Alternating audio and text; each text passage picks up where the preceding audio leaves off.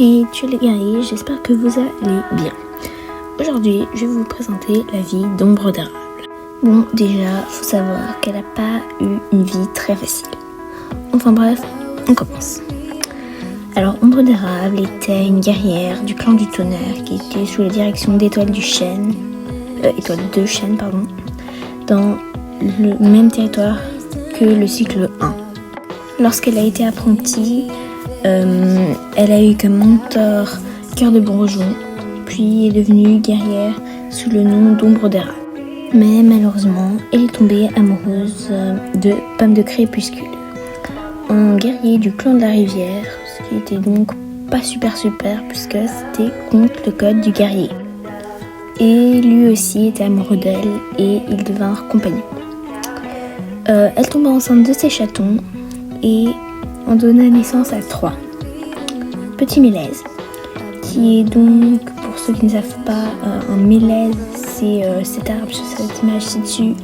Elle eut aussi petite tache et petit pétale. Tout le clan pense que le père est truffe de boulot, un guerrier qui est mort il n'y a pas très longtemps.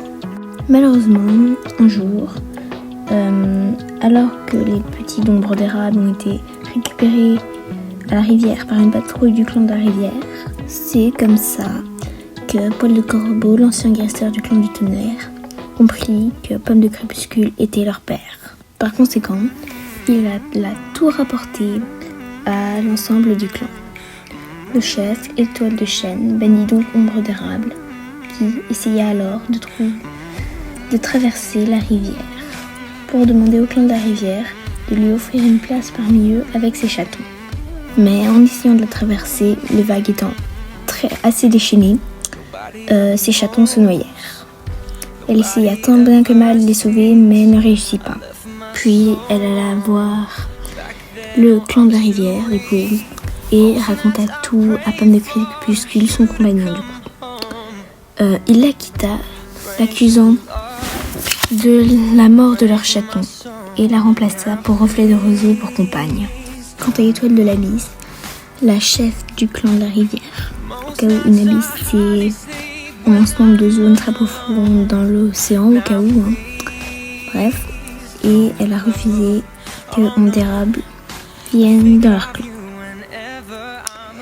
Et elle a accepté que Pomme de Crépuscule reste dans leur clan et lui a dit: ce n'est pas la saison pour les guerriers perdants, Pomme de Crépuscule. Je crois que tu es désolée pour ce que tu as fait et que tu as été assez punie par la mort de tes chatons. Je te permets de rester dans le clan de la Rivière, mais sache que tu seras observé par tes camarades de clan. Tu devras gagner notre confiance. Par conséquent, elle est devenue folle et entendait encore la voix de ses chatons de la rivière. Alors, elle tua Paul de Corbeau à l'éclair de lune, Soie de sable et Pomme de Crépuscule. C'est aussi au moment où elle tua Pomme de Crépuscule que Nuage de Perche, son apprenti, va la blesser et sa blessure va s'infecter. Elle va donc mourir et rejoindre la forêt sombre.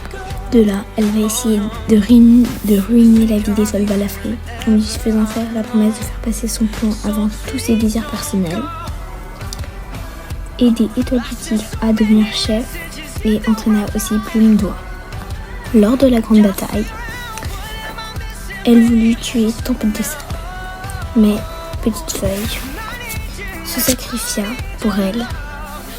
Elle fut chassée et revenue donc dans la forêt sombre.